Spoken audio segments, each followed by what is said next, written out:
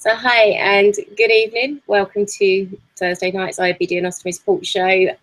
Rachel is on R&R until Monday, so she's not joining us this evening. Natalie's currently unwell at the moment, so she won't be joining us tonight either.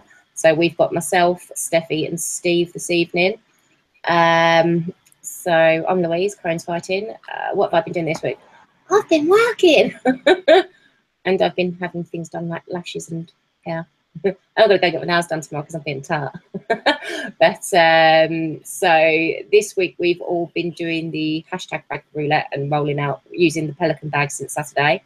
Steffi's been using those, and I know Steve uses those as well, so I'll pass you over to Steffi.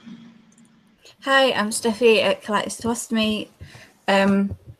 I have finally sorted out my blog. So I no longer want to kill myself over blog graphics and SEO.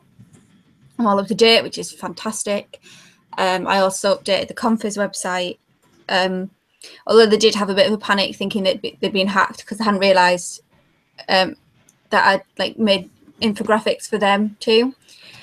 But if you've ever uploaded media to things like WordPress, the pictures are tiny, so they unless they knew, they weren't going to notice. I went to a play group with both Rara and Jacob today, which my health visitor was like, this is a huge thing that you've left the house to socialise, even though I'm pretty sure I sat there and didn't really want to socialise anyway because I'm miserable. But what else have I done? Oh, I've got my dress fitted for the Purple Wings ball, so that actually fits now, and it's still quite booby like my last one, so that I know that'll make Lauren happy and Steve, because that's what he commented on last time, the last 2 times I've met him actually, but you know. And I did try the Pelican bag this week, and the salts one tomorrow. So yeah, that's been. Oh, and Jacob's gone up by an entire pound in weight. He is now 8 pounds 11 ounces. And 2 weeks ago when he got weighed, he was 7 pounds 8 ounces. So that's massive. Hopefully Steve has got his sound working. So I'm going to try and pass you over to Steve. No. Steve, try unplugging your headphones. He had. He has 5 times. He has. No, unplug them. Plug them. Oh, he has that sort of thing. Oh, if it's not one thing, it's another, isn't it? You still can't hear anything. Oh, he can hear us. You can hear us, but we can't hear you. Alpha. I'm not swearing live on air. I'm sorry, people that are watching. I'm not swearing. Steve, have you turned your media volume up? It is turned up. Right. You might have to sign out and sign back in again.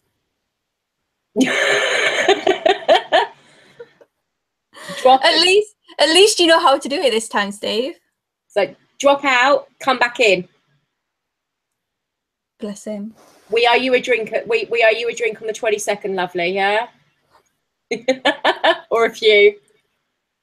Okay, so what are we covering this week? This week we are covering skin issues, contact dermatitis, fistulas, eczema, psoriasis, pyoderma grandisum. I actually said to say it. What else we're covering? The reviews, the bags, leaks, stoma leaks. So for those of you that have ever had a leak, and I'm sorry, it is hotter than Dante's Inferno over here, and I'm sweating now like you would not believe. There's just no air. So Steffi, I know you've done blog posts about leaks. I know my Instagram I've posted up about having leaks, and I've posted full on frontal bare stoma pictures of leaks, and that didn't get received very well. I think I did a blog post when I started out blogging about how to sleep with a stoma because I used to suffer leaks, and yeah, that got a mixed response.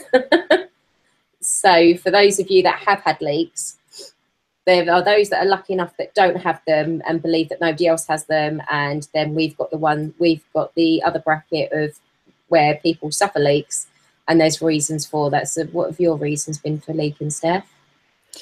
My spout being dropped and then my stoma retracting. Not putting bags on properly, which is actually probably the main reason a lot of people do, or the fact their stoma isn't the right size. The hole for the stoma bag isn't the right size to fit around the stoma. And finding that some bags don't fit certain barrier rings. Like the Pelican bag, I was not able to use a barrier ring all week, and it's been, no, you can't. That was pretty hell for that. But mainly because my stoma retracted. That was the main reason, and that's when I started using the convex, because that's what my stoma nurse advised and gave me, actually. And I've suffered so many less leaks. But that's generally what it is. The fact that either the bag hasn't stuck down properly, or I haven't cut it to size. Because especially whilst being pregnant and after being pregnant, it didn't get very big. It got to about 30 mil, and now it's somewhere under 25, and it wasn't even under 25 to begin with. So, but I see my stoma nurses next month. I'm not in any dire need to see them this month, but yeah, mine's under 25. But the whole reason why I suffer leaks is because I don't know what it is, whether or not it's just standard procedure for the hospitals to discharge you with the Hollister bags. Mine was Danzak. It depends on the trust and which brand they have like a relationship with. But because ours is Danzak and Fittleworth. Yeah, because mine was Hollister's, because I was with Fittleworth originally when I first came out of hospital. They gave me the Hollister, and within a month of using them, within 3 weeks of discharge. I mean, you guys saw my pictures from back then anyway. I had I'm allergic to the adhesive tape. It's not the brown bit on the inside, it's the tape that goes around the outside to help hold the bag down further. That's what I had the allergic reaction to. But then what happens is, because it's so sore on the outside, it starts moving onto the inside, and then the back base plate starts lifting. And then I got the leaks, but oh God, I was in agony. The pain with leaks is excruciating. I don't think people realise sometimes, even though the amount of surgery I've had done on my tummy, and if you punch me in the tummy, I can't feel it. But if it's the skin, and especially around that, it's so sore. So sore. Yeah. Like with the Pelican bags this week, I've leaked every day, but it's not broken the base plate, and it's only been like really, really small leak. But the minute you feel that itch, that's it. The itch is horrible, and it's.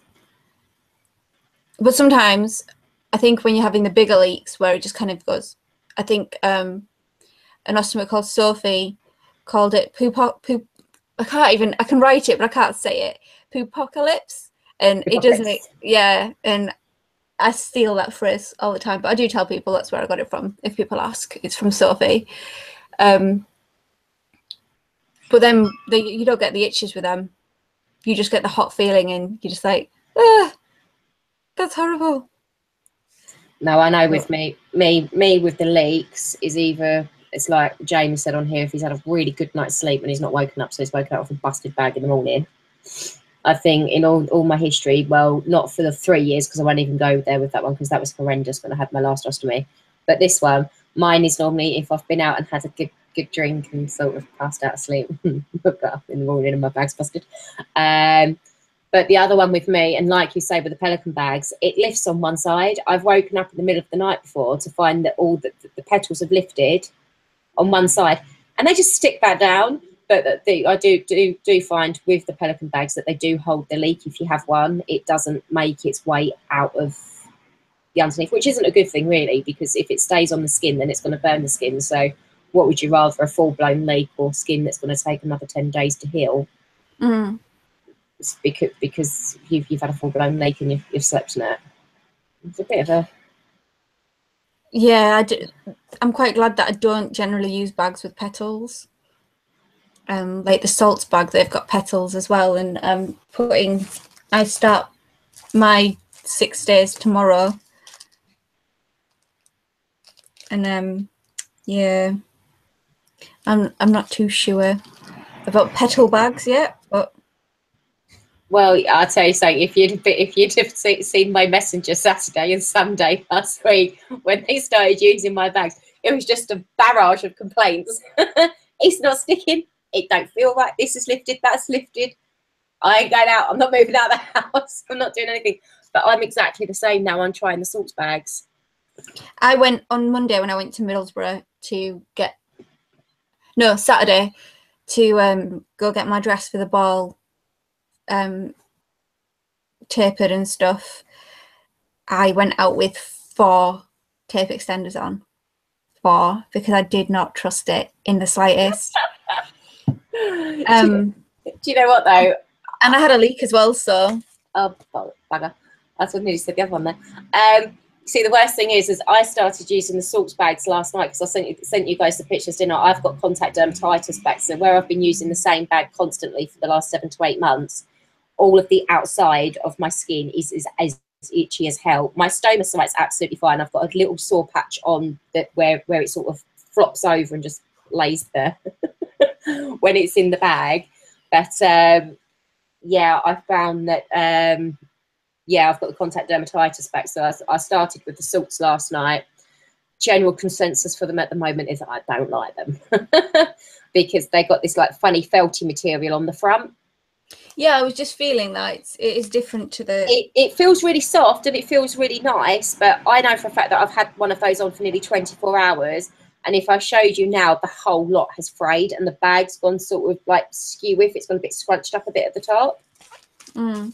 So yeah, the my opinion of that will have to wait until full opinion on those. We'll have to wait until next week. We'll see what it does with the skin.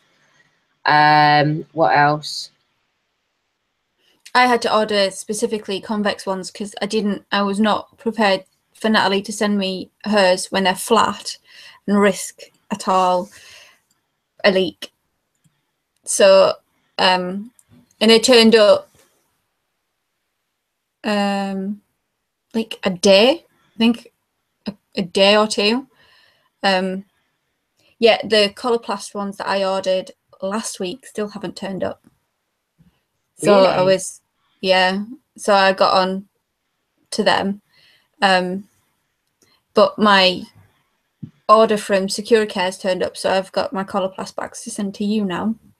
Yay! But not the 2-piece that I wanted to review when we do the my week. So that's a bit annoying.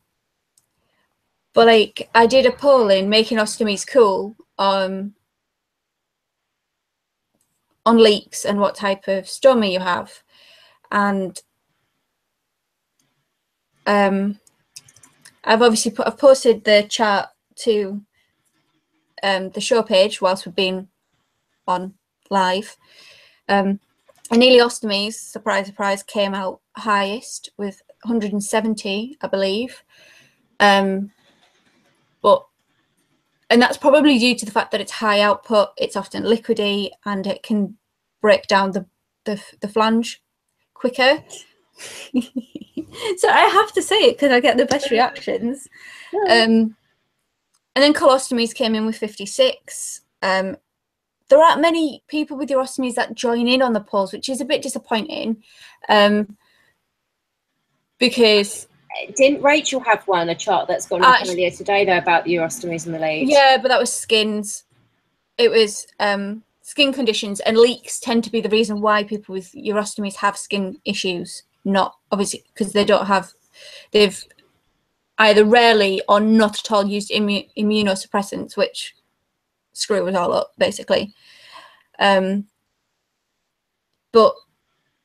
so 6 people with a urostomy joined in on the poll, and somebody put that they have an ileostomy and a fistula. So 3 people with fistulas apparently have suffered leaks. Yeah, the ileostomies and fistulas, actually, believe it or not, is quite high, especially for those. I know I've seen a few that have actually got the fistulas on their abdomen next to the ostomies. That's pretty bad.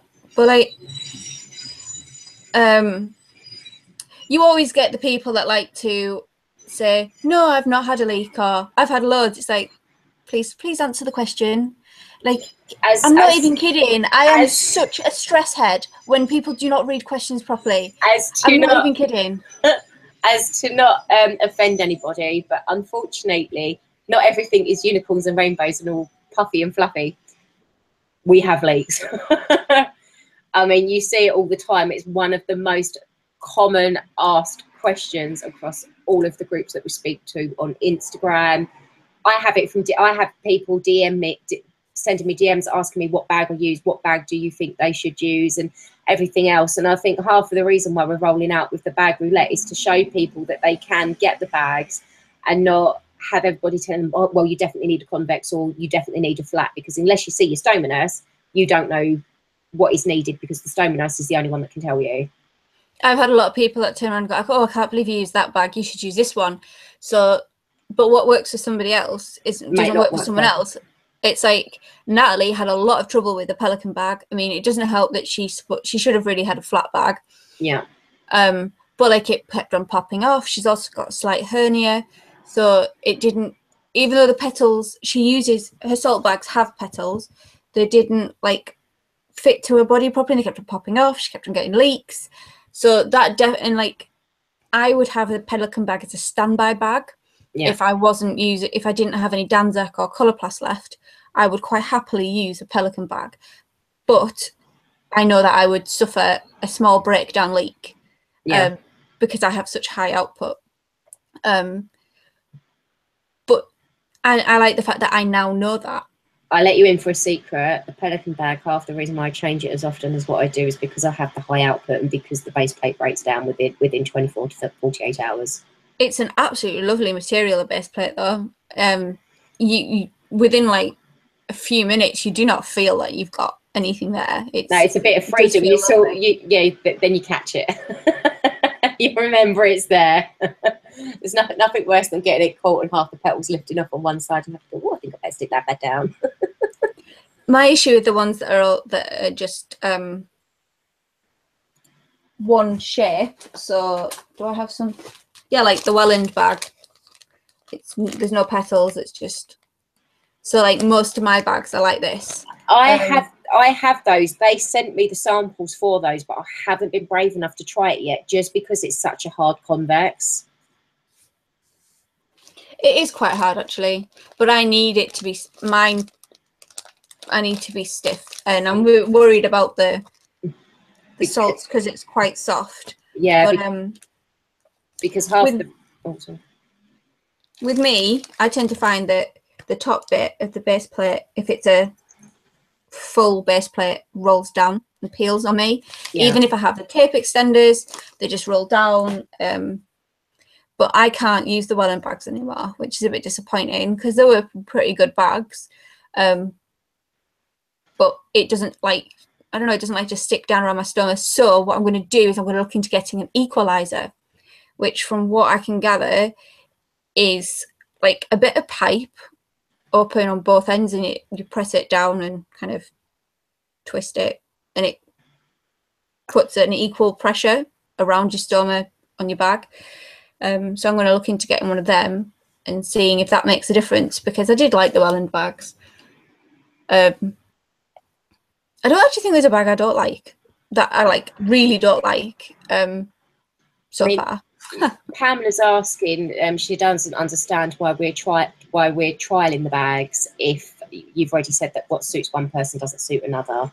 So what is our reason for doing it? Because like for instance, with my pregnancy, my usual Sensura Mio just completely annihilated my stomach. I got my hormones obviously went into overdrive, and I got rashes constantly. It was really painful. It would itch. I was in a lot of pain, and I needed to change bags. Now I was quite lucky that I'd still had fair few boxes of my Danzak ones that I was sent home with from hospital. So I just went back to them, and I was quite lucky that through my pregnancy I could use them. But like one bag, what if none of them worked for me? I need to know about other bags. I need to be able to go, right, okay, well, for whatever reason, I've developed, I do have, at the end of the day, just because I don't have active ulcerative colitis does not mean I don't have an autoimmune disease. There is a reason why my body decided to go, screw you, we're going to give you an inflammatory bowel disease, which obviously is an autoimmune disease. And like a lot of people suffer like skin conditions with it, arthritis, other things like that. And I mean, we have ladies, don't we, stories that have gone up on the show page, and stories that have gone up in Making Ostomies Call and on some of the other sites that we're on. I mean, for instance, we've got Vicky. Vicky's trialled how many bags because of her psoriasis? Everything, I think. She's tried everything under the sun, and even now she's still having issues with the bags because of psoriasis, and she has to have it's Tecoderm. She has she's got a rare form of psoriasis that is due down to like the trauma of surgery and things, or it could be down to. But like I suffer eczema underneath my base plate, and you know, what if the bags that I've got don't work for a longer period of time than I want them to? I'm going to have to change. So, and it's just nice to know that if you're like struggling with a bag, that other people might be struggling too. But that's why. That's a bit of a waffle, long round reason, but that's my reason. No, the person that I'm doing with the trialing the bags as well is because I get contact dermatitis a lot. So what happens to me is one bag will work for 6, 7, 8 months, maybe a year. Then all of a sudden my body will turn around to say, no, I'm allergic to that bag now. I don't like it. So what do? Do I stick with a bag and end up with sore macerated skin and constant leaks, or do I try another bag that I know that maybe I've tried before and it's worked okay, not as great as what my comfort one is, but do I do that because I have to have a bit of respite between what we do, and with the bags and with the contact dermatitis, I have to do that with the bags and trial and swap and change to see whether or not it's going to make an issue for me. And half of the reason why we're doing with the trialing the bags and showing how to order samples and stuff is because some people don't know how to do it.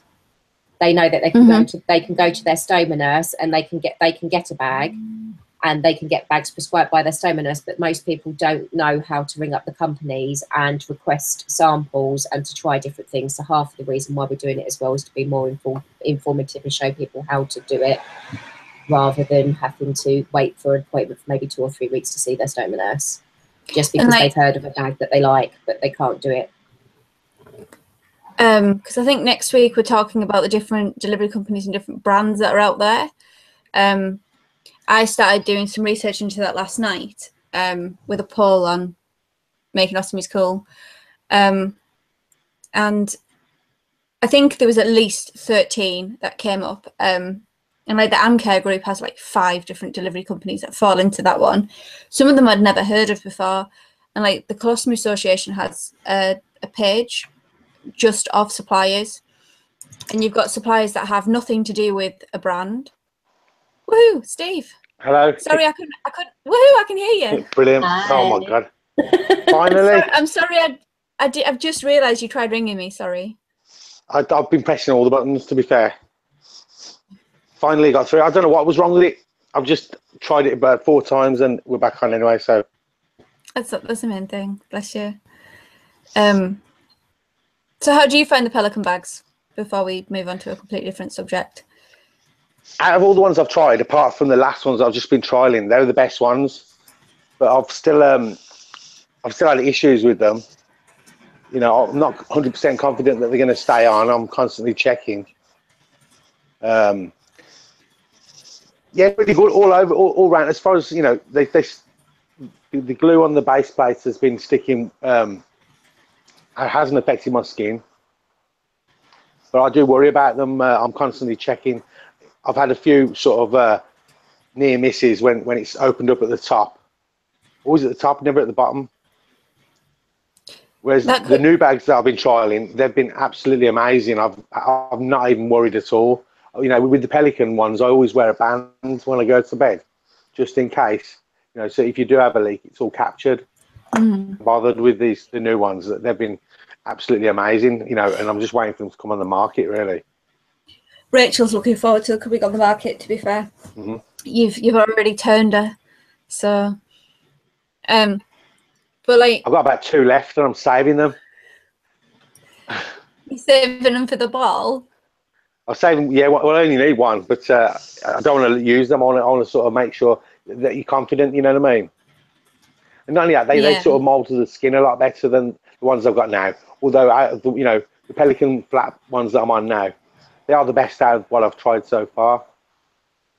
Do you suffer a lot with leaks with like other bags and the?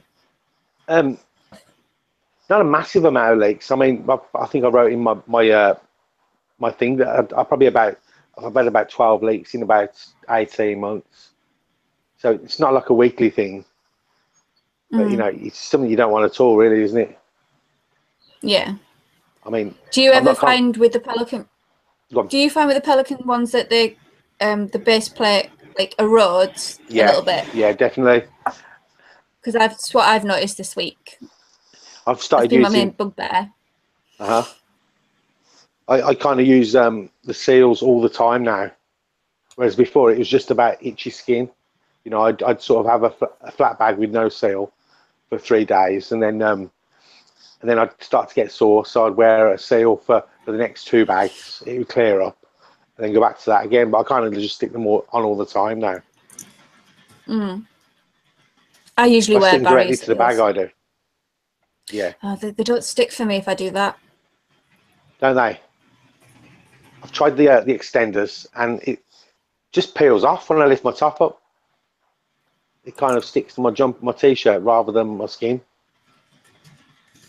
Because mine's quite high up, I find that if I wear like the vanilla blush underwear, as I'm bending around, that everything peels and rolls down. Yeah. But that's literally because my stoma is like belly button height. So even if I cut the hole the other way, like up or down, to like adjust it, it doesn't make a difference. No. But that's more my stoma than the product from Vanilla Blush. But I mean, my stoma it's a decent sort of spout, and the skin around it's flat, so there shouldn't be a problem with any leaks really. Obviously, pancaking is a problem. I haven't really had that with the new ones. I just can't wait for them to come out now, because you know when you find a product that really suits you, and just instills confidence into you straight away. With swimming, with bathing. Yeah.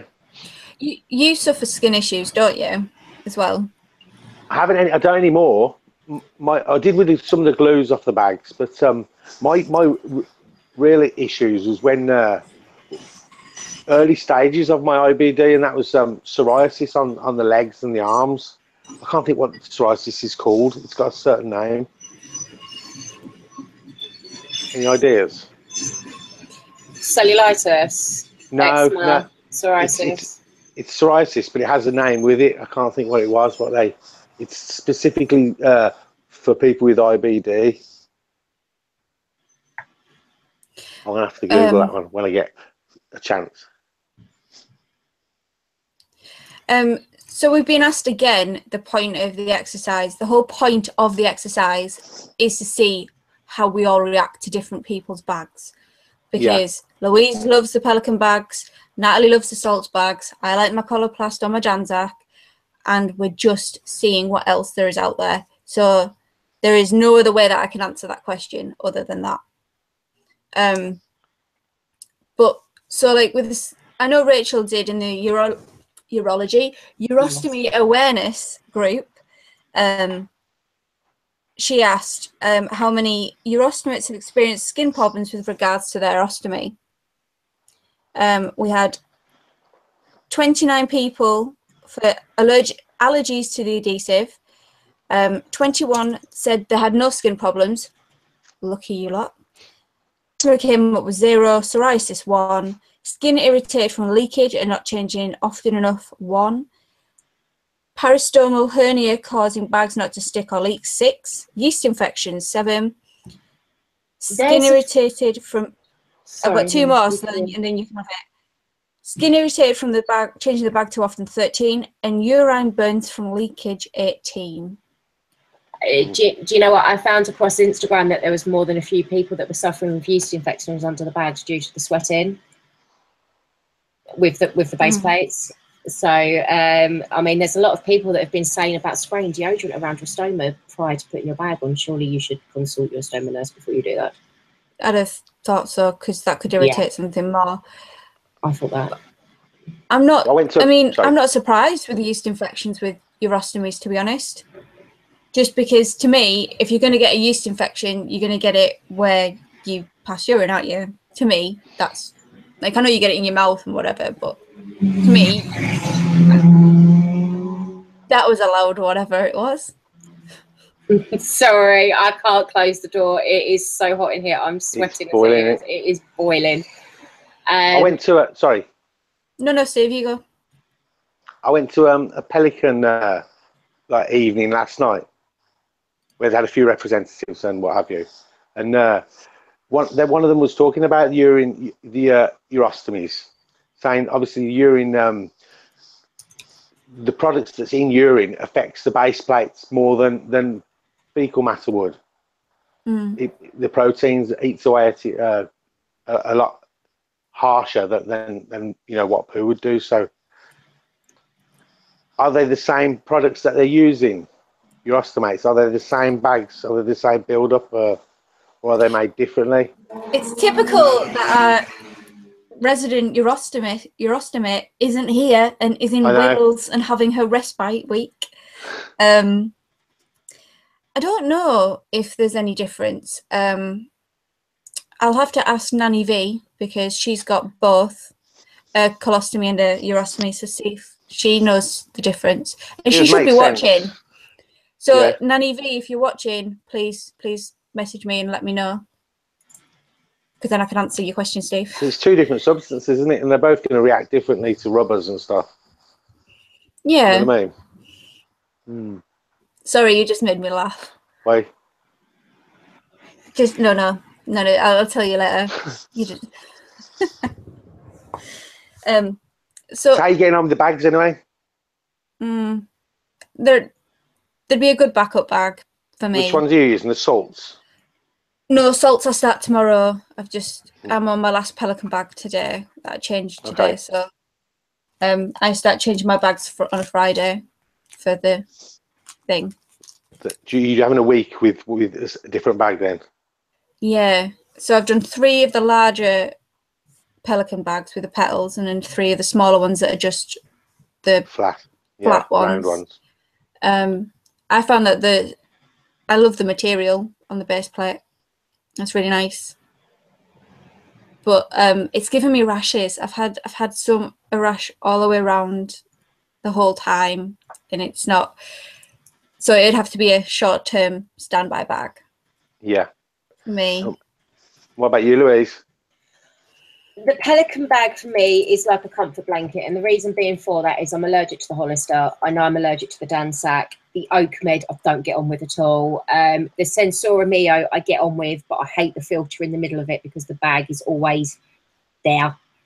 It's like even though it's comfortable and it feels nice, and even though it's a big capacity, it still looks quite small. It's just the filter in the middle. It drives me insane. And the salts, I've tried the salts, and they're not really for me, but that's because I do a lot of exercise, and because I swear, I find that the base plate blisters and it comes up. So that's... Didn't like the fabric on the salt ones? No, and they're really big, as in sharp. The ends as in this bit. Yeah, it's a horrible material, I think.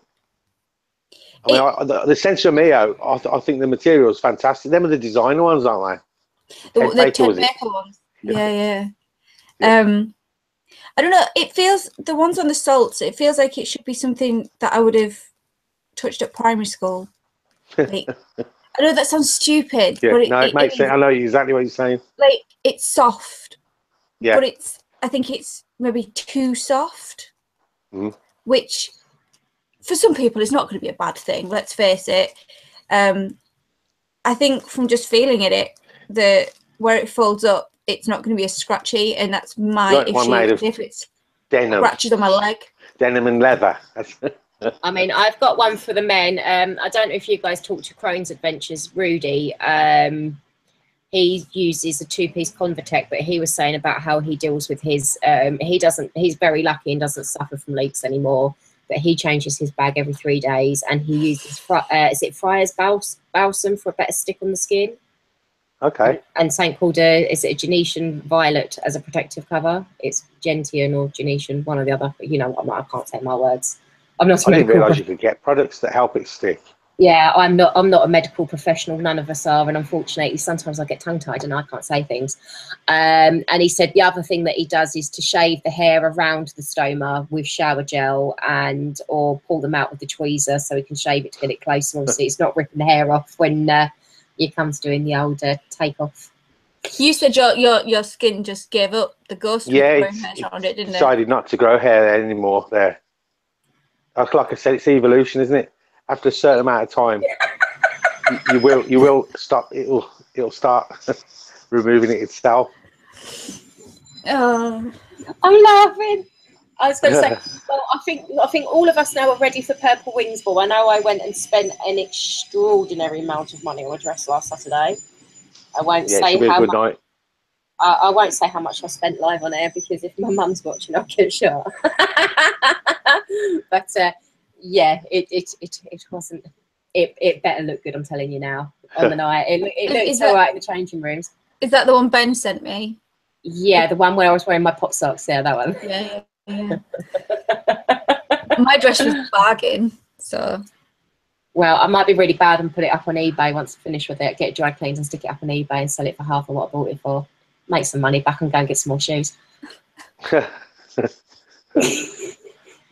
I know, Steve, you got your waistcoat, haven't you? Yeah, but I'm not happy with it. It's a bit too tight, you know. I'm going to get a different one. I'm going to send it back and get another one. I've seen a nice one in next. So, I'm trying to think. Look the parts of me. Stephen, can't be wearing that purple one again because you know what I mean. People are going to look at the pictures and go, "Oh God, saying that again." You had it dry clean before, you'd be fine. Of course, yeah. You that one though. It's nice. This is nice, and I've changed. And I've got a different shirt, but you can't wear the same one. It's going to appear on photographs and stuff. You know what I mean? I look like a right tramp. Unless you had a suit jacket on that covered most of it, but it's going to be. Oh no, it's too warm for that. No, forget that. By the time we've got through by the time we've got through copious amounts of booze and vodka, we ain't going to care whether we look trampy or not because we're probably going to by the end of the night. So hang on. Oh no, I'm telling you that hotel is the warmest place in the UK. I'm not even kidding. It was last August. It was mafting. It was really bad. Like Jasmine and I sat out practically by the foyer because it was just like we were just taking any breeze we could get. But it was such a good night that it didn't really matter. And I'm really looking forward to going. Yeah, it should be a laugh. It should be a laugh. And what else? Oh, Daniel said he's had a night from hell and he hopes it doesn't happen. I so hope it doesn't happen around George. He's got a dressing at the bottom of his tummy and the sticky bit has broken down on his skin and it's on fire when he touches it. I don't know what to answer to that one because unless we know what's actually sore, then we can't really give you any tips unless you tell us the only what tip is I sore. would give would be air. Try and give it a few nights where it's got a bit of fresh air. You know, just a few tissues under it. Yeah, do what I did. I tell you, not all night, obviously. No, of course not. Don't go to bed like it. No. I tell you what, a tip that me and my ex-partner with the baby when we had a little one, one of the midwives suggested egg whites for severe nappy rash. And I've heard that. I tell you what, it was fantastic. it cleared it up within a couple of days. You just applied the. Obviously, I'm not a medical professional. This is just something that a midwife told us years ago, and it did the trick. I don't know whether it was the albumin within the whites, but you literally whip it up into a foam, add to the area, and within a couple of days, it was like right as rain. And it's natural that as well, so it's not like it should cause, unless you're well, I don't know if allergies to eggs would be a different if it was on your skin. Like, yeah. I genuinely have no idea with that, but this was severe nappy rash. This was where layers of skin. At least it's completely natural. It's not like some random stupid like, oh, aloe vera will cure your IBD crap, We're not allowed to say that, love. We'll get a load of backlash for that one. Who's going to cover holistic approaches, pros or cons at some point, but we're not going to do that now. I was being sarcastic. Yeah. I hope you know that. I had a lady about the issues with the skin. Yeah. And she said yes, she has hydrogenitis. Is that right? Pyoderma, psoriasis, and Crohn's of the peristomal skin. And an abundance of fistulas or fistulae. Is that the right term? I just said that was the right term. Yes, it's fistula plural. It's pretty much. I haven't really received many messages this time. I didn't get anything, so I just did the polls and just kind of hope that somebody would answer. To be honest, yeah. I had a few. I know Vicky sent her story in and what she's been suffering going through, because she's a double bagger, so she has Rosie and Jim, so she has both a urostomy and an ileostomy. And I know she's been struggling with the psoriasis. She's just got a definitive diagnosis, hasn't she, for the type of psoriasis that she has got, which is pretty rare. I can't get my words out. And she's been up to York and back to see a special dermatologist to try and get at least somewhere out of her bags. And I think she's managing anything between 12 to 24 hours now, isn't she, before she's having to change. But it's still come hell and high water. There's another one that come to me, and that's Jess. Jess has, she's got her stoma, hasn't she, through something that she'd rather not say at the moment. But she's also got psoriasis, and she's having issues with the bag sticking. And then I've had another lady, Angela, come to me on Instagram, and she's got cellulitis around the stoma site. Now, I don't know if you two have ever come across cellulitis, but cellulitis is like it's basically a knock to something. If you knock the skin or something, it's like a bacteria that gets in underneath the skin, and it makes your legs swell up, and it gives you blisters. And the blisters weep, and you need antibiotics to clear it up. But it's sometimes like anything between 3 to 4 courses of antibiotics to clean the cellulitis up. I know this because I've had it in both my legs. So she had issues with the cellulitis, because on top of the cellulitis, she was getting infections underneath the bag on top of the cellulitis. And she's also another one that's got fistulas. And I don't know if you guys have come across anybody else that's had fistulas, but I've come across 2 people that have come to me and said about mucus fistulas. So they've had either their large bowel or parts of their small bowel removed, and as well as the ileostomy, they've got like another outlet for the mucus. So instead of the loop-ended ileostomy, I think it's an end ileostomy they've got, and then they've got the mucus fistula next to it. And apparently some consultants do that because it's an easier way of access if anything goes wrong than having to go through the original ileostomy site, which is pretty random. It is, isn't it? It is. I've also had another 2 ladies come to me who have had fistulas that have gone that deep that they've actually had to have their thigh muscles removed to fill in the gaps that the fistulas caused, where they've had to take them out. And so there's another really gone big. Yeah, the fistulas were absolutely huge. They was embedded that far down into the abdominal and rectal cavity that they've had to go and take the whole out, and they've had to take tissue and muscles out of the thighs to obviously fill the void that the fistulas have caused.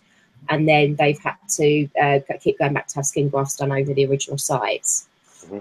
So that is pretty hellish. It's horrific, isn't it? Yeah. Yeah, you see, the problem is with fistulas, I was going to do a poll on this next week, But the problem is with fistulas, 9 times out of 10, they will not close up without surgical intervention. So some people have seton stitches put in to try and help close it up. Other people have to go and have them removed completely. Some people have left to live with them for years. My one that I had mine from 2002 until 2009, and the only reason that got removed is because they perforated my bowel and fistula when they did the C-section. That's the only reason it got removed. Like little tunnels, aren't they? They are. It's when your bowel can't cope. It's the scar tissue tunneling off, and Right. it's like another outlet for your bowel to cope. That's what causes the fistulas. The first time I ever heard of it was probably on Embarrassing Bodies, actually, because you got to love watching stuff like that when you're at work on a night shift. But one of my friends has a J pouch, and he'd had a stoma with his from ulcerative colitis. Saw him a couple of last time I saw him was probably last year, and he was telling me about that he just randomly got this fistula and it came out of his back, and he's like, you know, the wind can come across it, and like he said it's horrible. And like he's had his J pouch for God, I had mine for about 8 years, so he must have had his like double mine or close to that, so like 15 years maybe. And it's random, and like the last couple of years, it just decided to. High up on the back, or more towards his. No, I think it's quite low down. Okay, and that's coming from the bowel. Yeah. Oh, God. And he's had a J pouch with a loop ileostomy. He had the loop ileostomy taken down once his J pouch had healed.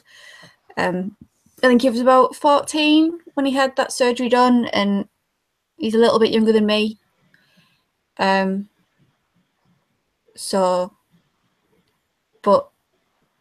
I don't think they were going to do anything with his either. No, fistulas are a pain. They are a real pain. The reason why they was reluctant to do anything with mine surgically is because they didn't know how far deep it had gone down. Well, I can tell you now how far deep it had gone down, and that was 2/3 of small bowel laser. Which is why I have short bowel on top of a high output ileostomy, because that's how much bowel they had to remove to get rid of the fistula. They had to, because it perforated, so they didn't have much choice in the matter. But it's a long way, isn't it? It is a long way, but I run risks. I know when I had my surgery done in November, they said to me I'm at risk of developing fistulas because of the scar tissue and everything coming back.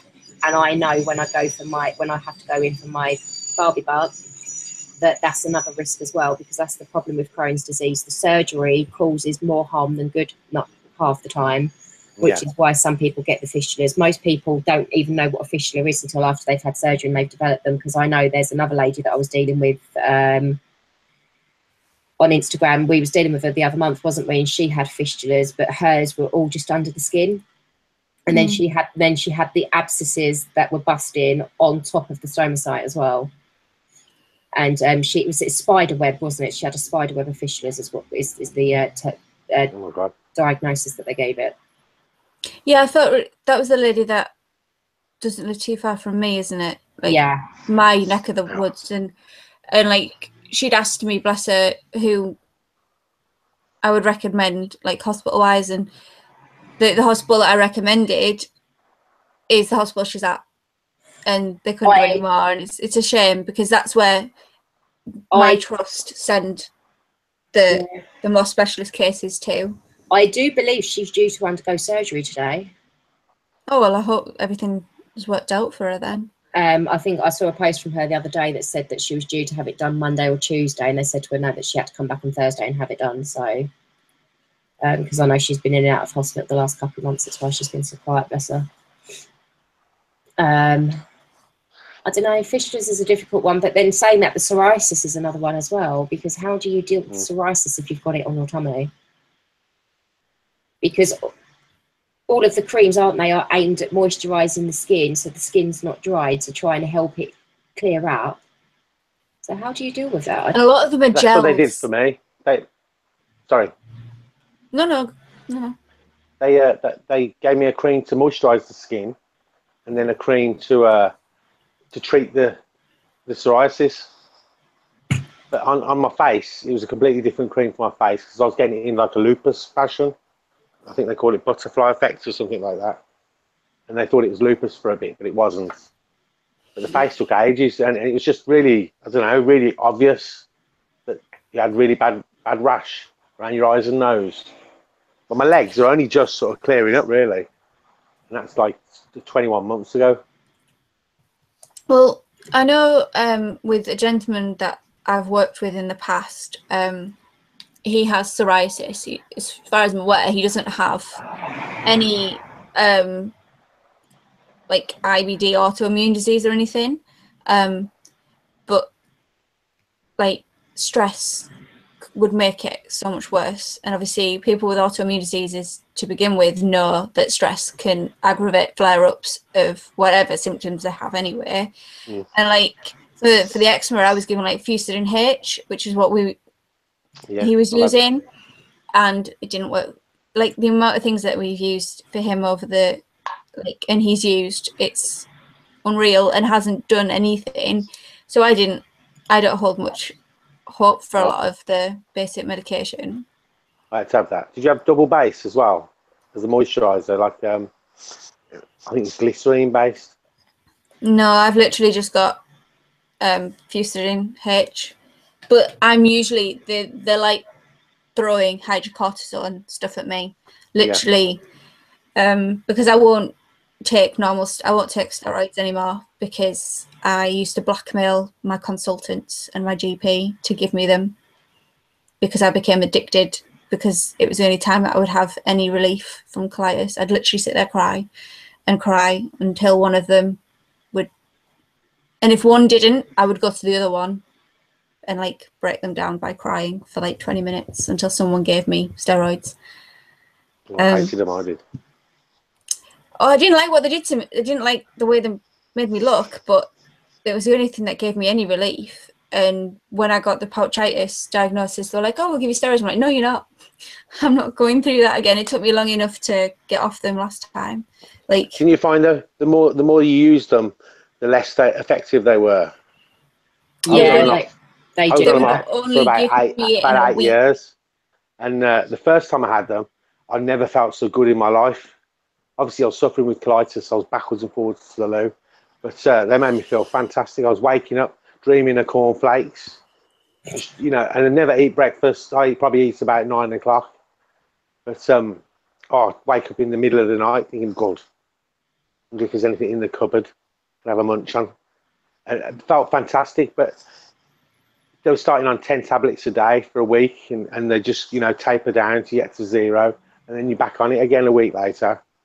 And it's just constant. Give me week courses, and because I think they clicked quite quickly that I was bouncing one off the other. Yeah. That they would give me only really low doses, but I just it was like essentially like my heroin, I suppose. I needed to have the steroids. I just needed to have one. It was probably psychosomatic. I mean, the fact that I smoked and I used to drink every day, not necessarily a lot, but I would drink every day, and like I smoked a lot, not by a lot of people's standards, I guess, but for me, I would smoke a lot, and it was all psychosomatic. The cigarettes would make me think that the colitis wasn't like, if I was having a flare up, I would just go through loads and loads and loads of cigarettes, and it's just what I did. And it was the same with the steroids. I just needed to have at least one. It was like just one more. So when I got off them and I had my surgery, that was it. I said I'd never take them again. Has any of you? Sorry, carry on, Louise. No, I'm reluctant to take steroids now after the sepsis. I've had 2 bouts. I don't quite fancy it again. So I would refuse myself as well. Has any of you heard of? I remember reading an article once, and some medical professional had mentioned about smoking, that it puts a lining on your bowel, and he wasn't suggesting that it's healthy to smoke, but he was suggesting that it's for people with bowel conditions, it's kind of like more helpful than not. There's Obviously, something in cigarettes. I can't remember the specific ingredient. something but about the mucus. there is something in cigarettes that helps reduce the, I think, inflammation for ulcerative colitis, but it doesn't for Crohn's. That's No, right, yeah. Smoking for Crohn's is one of the world's worst things you can do, especially if you have penetrating, fistulating Crohn's disease. It's half the reason why I vape now and don't smoke as much. Yeah, I'm not suggesting to do it. I'm just, you know, something I remember reading about, and I thought, God, that's strange. Not something they would be advocating. I read about that when I was 18, and I went and spoke to my consultant about it. He's like, oh yeah, I'd rather you didn't smoke. He's like, but I'd rather you smoke than you're drinking. He's like, because, you know, you drink too much. And I can tell you now though, in all honesty, I think the whole time I was having a Crohn's flare up, I used to smoke like a chimney, because I think she's fine. It was the only thing that used to help ease the pain along with the meds, or not rely on the meds. I gave up smoking for 4 years after my diagnosis with the Crohn's, and do you know what? It didn't make a slightest bit of difference. Do you know what I think it is? Is that because it had gone too far? My Crohn's had already gone too far anyway, and regardless of giving up or not, it doesn't make a difference. Once you've got what I've got, there's no going back from it. So. I once think it's took hold, it makes you feel better because you are focusing on something else that is not your pain. That is, honest to God, probably one of the reasons that I smoked for as long as I did. And I mean, I only stopped when I found out I was pregnant, because I always thought, I'm not smoking when I'm pregnant. It's just, and like, I genuinely believe that it was because I wasn't focusing on the pain, and it was the same when I was drinking. Like, I can drink Coca-Cola and it'll have the same effect. It doesn't need to be alcohol, because my mind is focused on something different than the pain. And I think that's what, and you get the rush as well. So like with Coke, you get the sugar rush, and like cigarettes, you get your nicotine rush, and alcohol, you just get drunk, and you know, you don't think about it when you're drunk. No, alcohol bad. But it's a distraction, and you'll find a lot of people with IBD or anything that's painful will have something they use as a distractor. Yeah. Whether it's good for you or bad. So, but that's my take on that. As someone that's done both, and obviously been addicted to steroids at the same time. So I smoked for 25 years. I mean, yeah. No, Steve, sorry, you go. Sorry, I'm just checking something. I smoked for 25 years, and I gave up about 2.5 years ago now. Over the last few months, when I've been in the pub and stuff, I've been popping out for a crafty fag, and then I bought a box, and I found myself, you know, having 4 or 5 fags a day on the evening, not at work, but on the evenings, and I thought, you know, what are you doing? So I've started a course of patches again now. I'm on my 3rd week of patches. I haven't touched one since. I know that it's stupid to even start again. I've been to the pub a few times, but it was just really, it took that long. Mad, isn't it? At first, it's like you're having a drink, you have a little cigarette, makes you lightheaded, you know, and then your mate says, "Now you're gonna have to start buying your own now." And so I did, and I thought, "Nah, I'm not getting back into that again." But it's been so easy, because when you smoke for that long, you know, and you really want to stop it, it's just a finance thing as well, you know. So they're a lot expensive now. They are. They're like, it's like nearly £9 a pack. They don't sell. I remember watching the news, and they don't sell 10 packs anymore. And Stephen got home, and I was like, "What the hell?" I'm like, "I don't understand." And he was like, "Surely keeping the 10 pack would be better for, like, because of the tax and stuff." He's like, we just thought it was stupid. But so what are we doing next week? Next week we are doing hit and miss opinions with regards to stoma supply companies. So we want to hear all of your stories regarding those. We've heard some bad ones. Anyway, what else are we covering? We are also covering and discussing the importance of having a good relationship with your stoma nurse and IBD team. Because at the end of the day, honesty is the best policy. It certainly is. Yep. Because there's no I point. learned that one with the health visitor. There's no point in burying your head in the sand. But hopefully, so right, the general consensus, people have been asking us why we're doing bag roulette for the month. So if I do this as a wrap up now, and hoping it doesn't cause offence to anyone, but the reasons that we are doing this is because we found across the groups that the majority of people that are still using the bags that they was discharged with from hospital and having leaks, allergies, contact dermatitis, just everything in that remit, and they don't know how to order samples. They don't know where to go. Their stoma nurse tells them that they either stick with that bag or it's nothing, because unfortunately some NHS trusts do that. That's very prevalent in the States as well. And it's very, as Steffi said, it's across the board as well abroad. There's so many products out there, isn't there? Yeah, so... And if you know about them. If you know about them, so the whole reason we're doing this is to give you more advice and to help you make your own decisions rather than losing the will to live with the bag that you've got and not knowing how to try another bag.